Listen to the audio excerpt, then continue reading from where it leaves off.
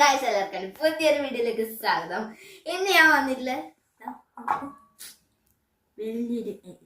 വലിയൊരു മീനുമായിട്ടാണ്. ഈ മീനിന്റെ പേര് ചെമ്പല്ലി.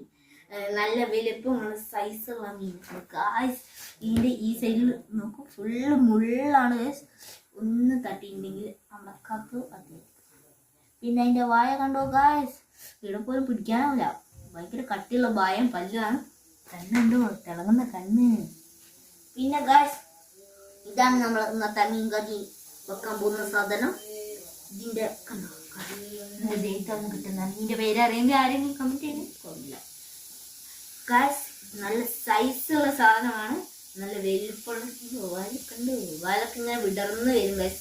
ഇത് മയിൽപ്പീലി വിടർത്തുന്നത് പോലെ തന്നെ അങ്ങനെ ചെയ്യാൻ കഴിവുള്ളൊരു മീനാണ് ഗായ്സ് ഇത്.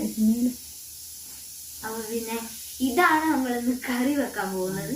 കണ്ടാ, ഇതിന്റെ ഈ കണ്ണും ഒരേപോലെ തന്നെ ഇതിന്റെ ഗിൽസാണിത്.